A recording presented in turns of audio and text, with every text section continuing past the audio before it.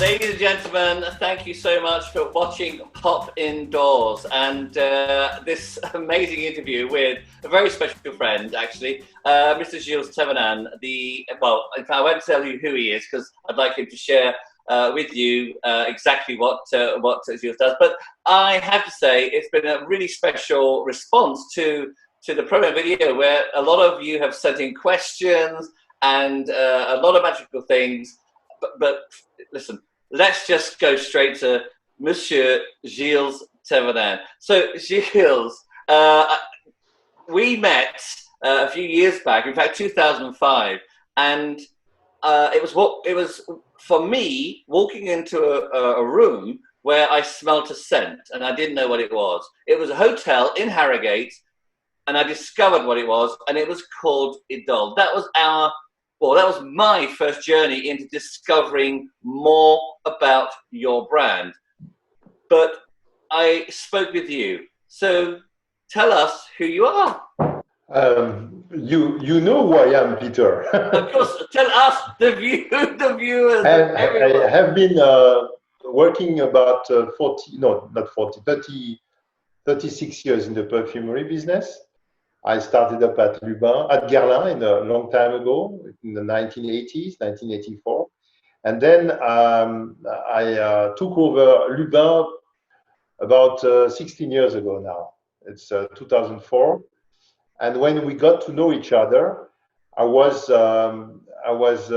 fighting to start the business again with the first perfume you smelled, which was Idole, a creation by Olivia Jacobetti. And that's how you came to visit me when I was exhibiting in Italy, if I well remember, in 2005, I think, something like that. Yes, yeah. So my career is very simple. I've always been working in perfumery. I was very much fond of Guerlain because when I joined Guerlain in the 1980s, it was still a family business.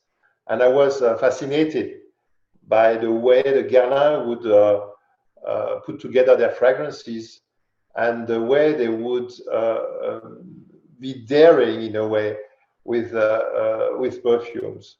And when I applied actually many times at Guerlain, it was very difficult to step on board. It was a very traditional company, and I applied 4 times. I was sending my resume every 6 or 8 months. And one day, someone called me and said, okay, you've been applying several times, now it's time to meet. And he said to me, he was a big manager, he was the guy in charge of recruiting younger people into the company. He said to me, you have one chance in your life to join Guerlain, but then you will have to accept the job that we are going to propose you. It was a fabulous assignment because I was supposed to travel around in the whole world, visiting something like 24 countries, from Iceland to Yemen, and with complete freedom. The only mission was do some business and do it in a clean way. And that's what I did for 3 years. Then for a while, I've been working in Germany for Guerlain because they had a subsidiary company there.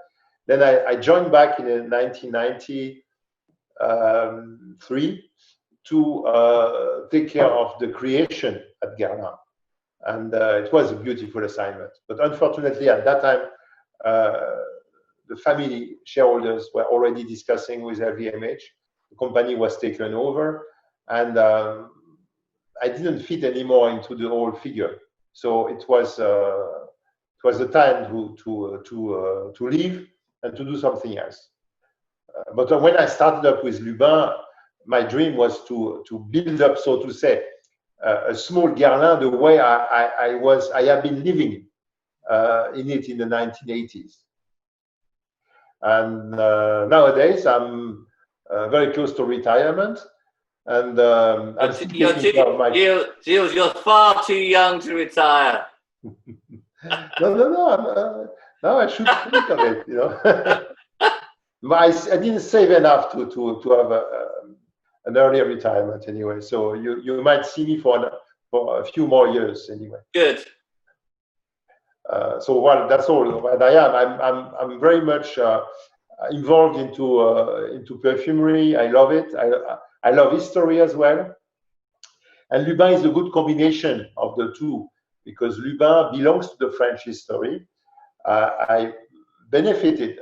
I used the time we had in the past 3 months where we couldn't do anything. The shop was closed. Our boutique in Paris was closed.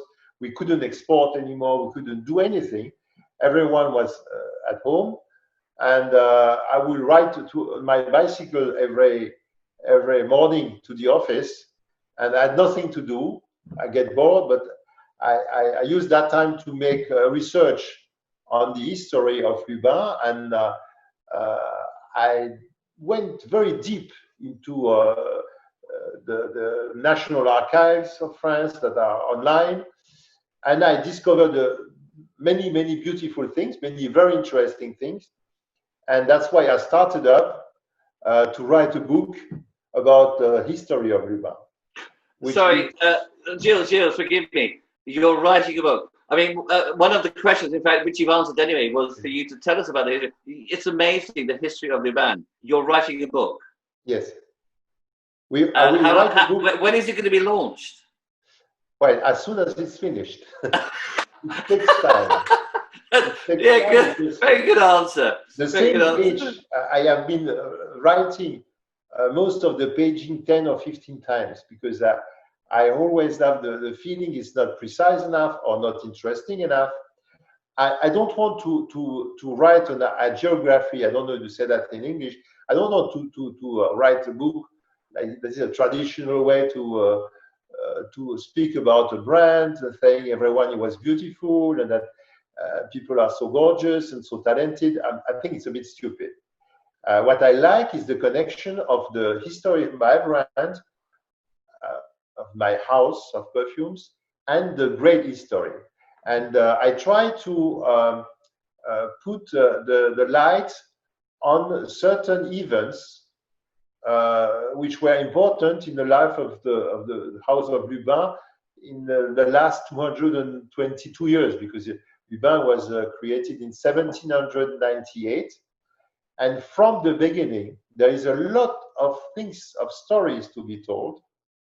For example, the connection. And you're looking very well, by the way, that age. I mean, you know, since 1798, you look fantastic. Yeah, getting old anyway. Getting old. No, it's very interesting because the history of a brand has no signification, has no meaning if you don't connect it to the great history. Lubin was a supplier of one king of England, an emperor of Russia, Tsar of Russia, Napoleon I's wife, and the last queen of France, and the daughter of Marie Antoinette, and all those people, they were part of the big history. So the main interest for me is the people. On one side, the famous people who were our celebrities in the 19th century or 20th century. On the other side, the people who have been working for Lubin all along those years, because they were at a certain time 2,000 or 3,000 people working at Lubin, a huge factory, a subsidiary in the US, and then all those people they left some traces. So this is what I'm looking for. I'm trying to look at the great history, the big history, and the small history, the history of the people, and combine them together and make sure that it looks natural and interesting. Because saying that people are talented or that they had such a beautiful life is not interesting. What is interesting is reality, is what happened actually.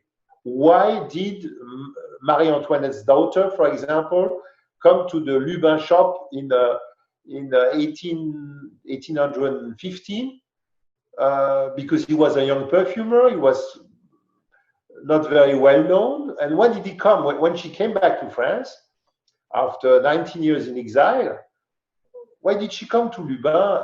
Because a mother was the client of Fargon, who was the master of Lubin. This is Jean-Louis Fargon. Jean-Louis Fargon, yes. Master perfumer of the 18th century. Yeah, in 1815, Fargon had died 9 years ago. So there was no one to make the recipes that Marie Antoinette would use for a bath or perfumes or powders and so on. That's why the only surviving daughter, only surviving kid came to Lubin, and it was his first royal appointment. He got a patent from the Duchess of Angoulême, and she was a famous person because at that time the King of France had no wife. He was a widower, and she was considered more or less. She was the niece of the King of France, Louis XVIII, but she was considered the royal feminine figure, and she was very good looking on top of that, which helps. And so that's what I'm looking for, and many other things that you will read in my book, that you will have to buy, and we will. Well, we can't wait. Pop needs a signed copy of your book when it comes through. We'll have it in the shop, and we'll send it to our clients. Lovely, they love your Lubin. Now that is, I mean, I could sit here all day long and listen to you, Gilles. You know that, because it's just fascinating.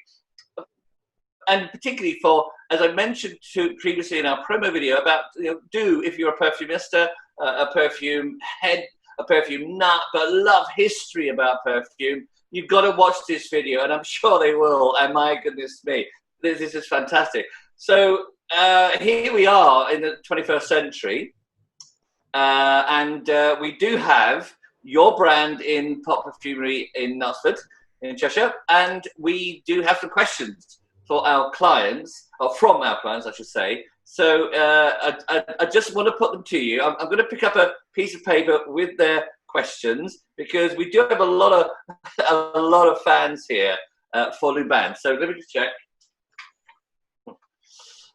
Gilles, so first question is, I'm a Lubin customer and have many of your fragrances. I love the curvy bottle shapes, and I even collect caps.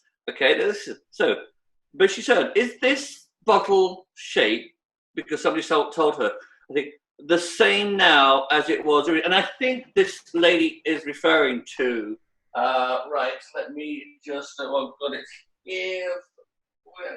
Right, okay. So we have this beautiful shape here. She says, is the bottle shape now as it was originally? Lalique, apparently. She goes, can you hold up? I don't know if you've got a bottle. Is it to do with Lalique? No. This shape? No. It's a creation of the studio, the creation studio of Lubin in the 1950s. Because in the factory of Courbevoie, we had a big factory in Courbevoie next to the Guerlain factory. Actually, there was a creation studio with several designers. And it was designed in 1955 by our internal designer. And I can show you, it was used, this is an original bottle, for example. I don't know if you see it, yeah. Yes. It's an original bottle, it's smaller than the one we have now. It's an extract of a perfume that we launched in 1962, Idole. But it's the same actually that was used for Idole, for Nuit de Longchamp, like this one.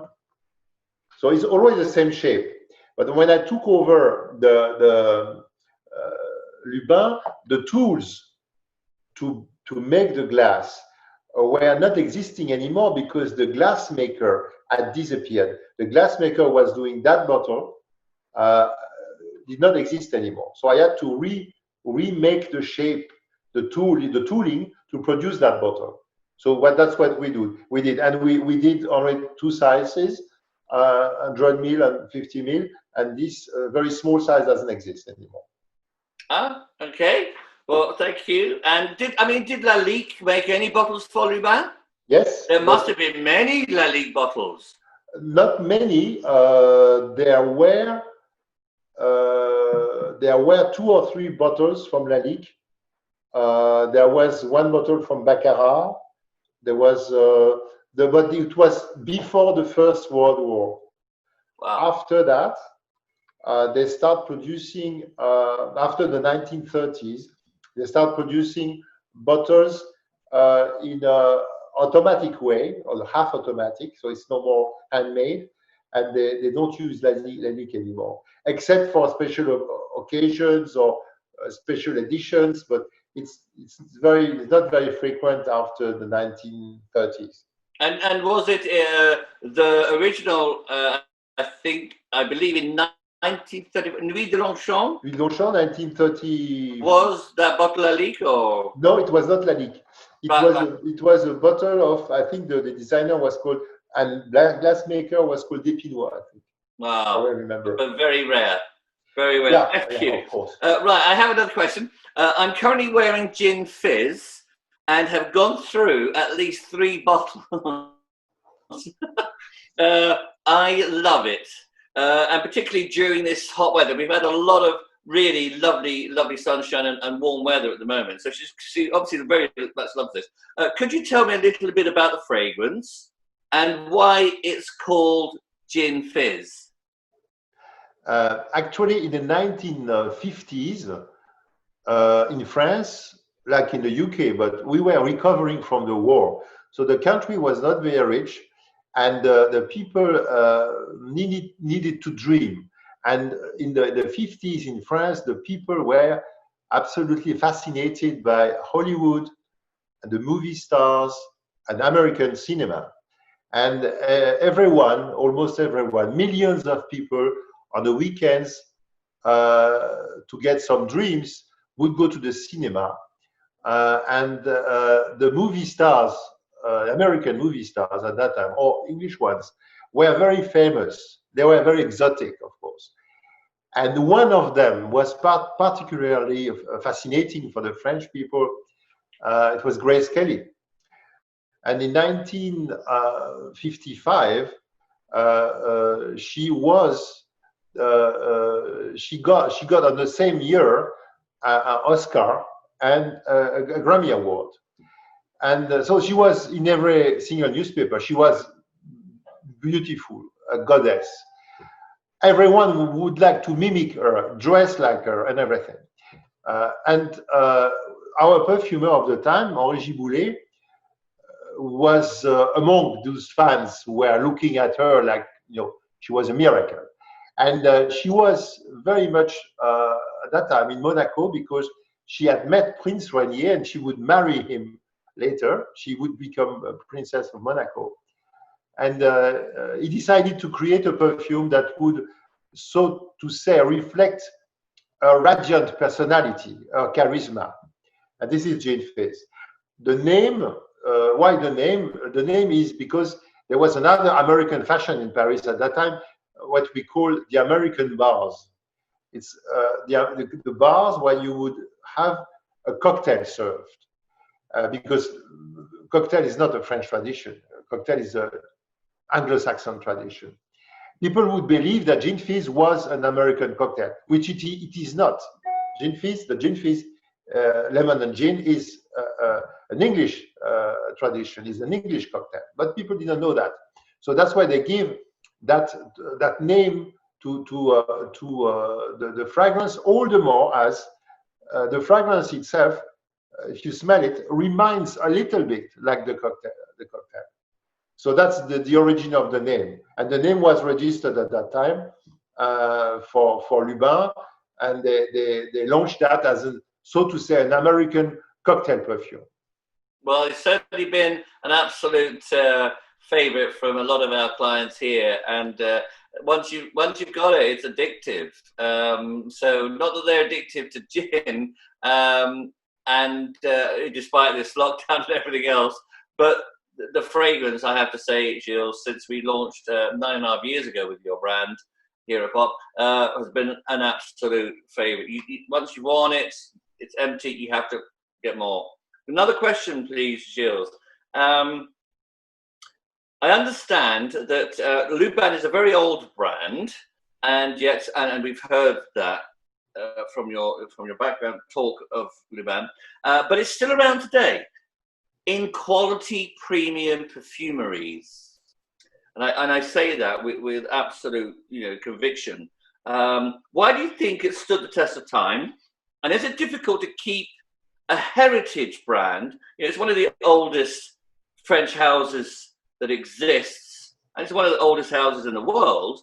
How do you keep it relevant to the public eye, the new sort of person that wants a new scent? Given the number of, and there's lots of fragrance launches every year. There's so many brands, but Lubin is still there, and yet it's since 1798.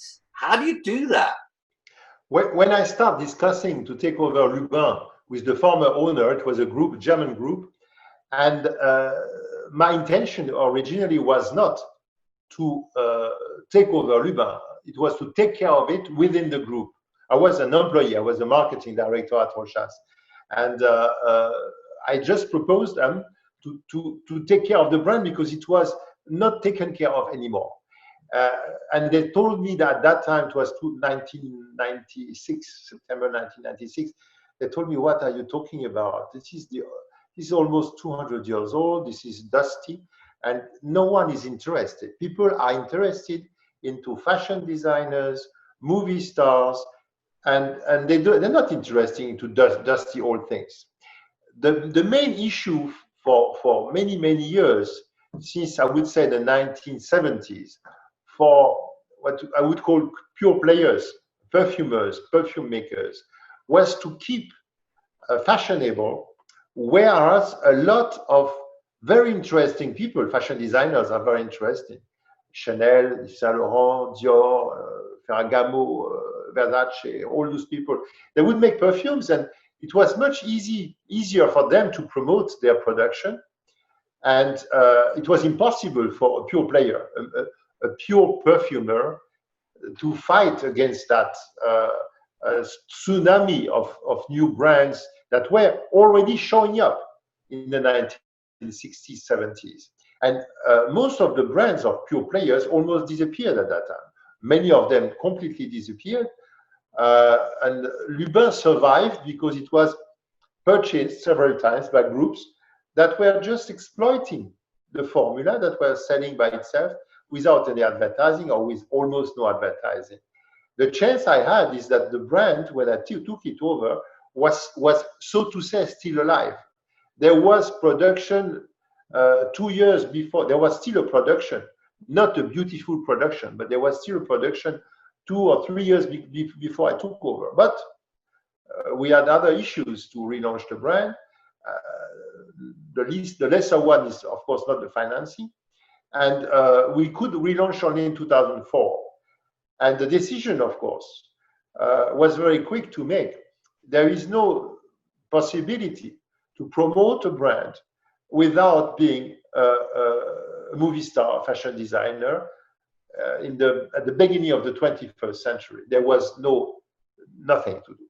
The only possibility to have Lubin survive was to make high quality fragrances, not to be dusty. That means sometimes we play with old formulae, sometimes we create new things, but we just make sure that what we bring on the market is interesting, has a real effect, and we will have faithful people to come over and come back to buy their fragrances. Because otherwise the company can and which they do, Gilles, in this, particularly with us here at Pop. I'm going to, because we're running out a bit of a time, so I'm just going to again. I was introduced to one of your fragrances when visiting Pop in Knutsford, and it's called Black Jade. I've never heard of the brand, but adore the fragrance. Now, is it true that this is her fragrance called Black Jade? Is it true that there is a link to Queen Marie Antoinette? Yes. There is? Yes. Okay. When Lubin was doing his apprenticeship at Farjon, before the French Revolution, he had access to all the recipes of Farjon. Several of them, not only one, several of them were made for royals. And when he copied those formulae, and the book is still existing. It's one of the Pro family, my shareholders, who took over, the family who took over Lubin in 1844.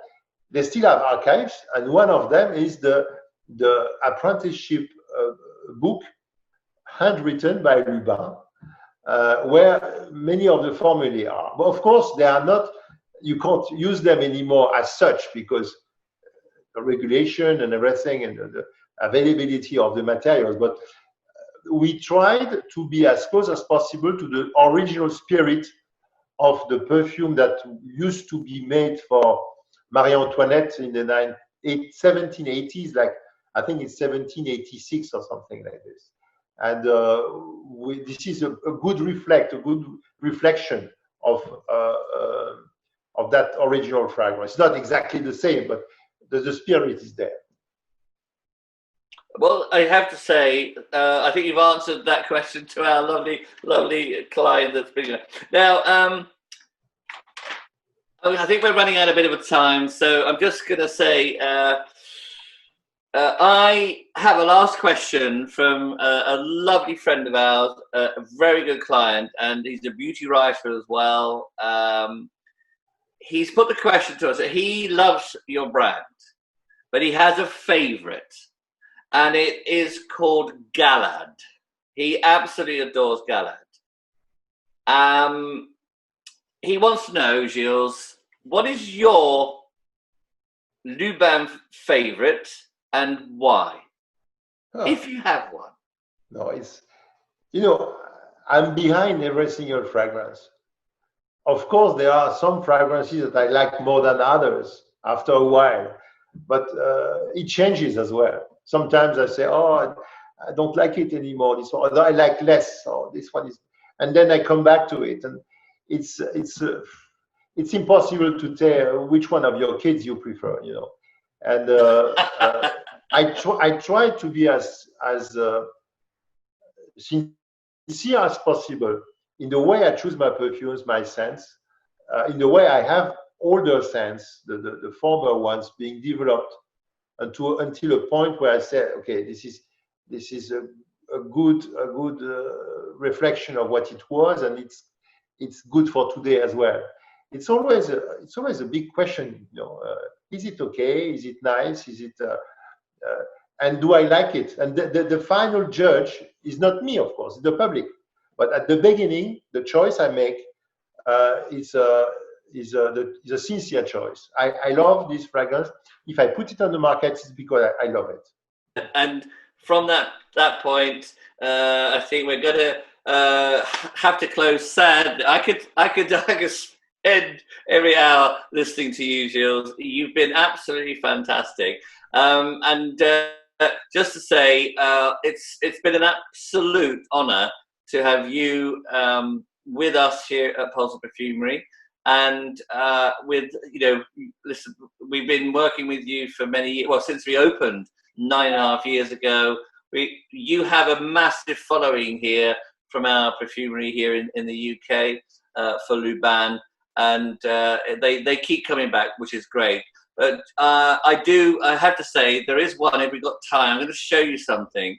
And very briefly, if you can tell me, because I do believe that, well, despite everything that I have in the shop, this is my favorite in terms of love. And it's this de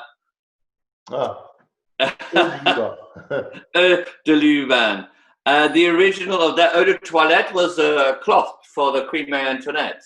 Yes, she would use it in the bath, in her bath, because she would take a bath every morning, almost every morning, and she would use it to mix with the water in the bath, and she would use it on her clothing as well. But people at that time wouldn't perfume on the skin; they wouldn't perfume themselves on the skin. But she was the eau de toilette, one of the first. Eau de toilette, yes, the original eau de toilette, and this was, so to say, a brand name. Because eau de toilette in the 18th century, there were those products that you would use for hygienic purposes. and Lubin Eau de Toilette was at the beginning called Eau de Toilette, and then it became Eau de Lubin.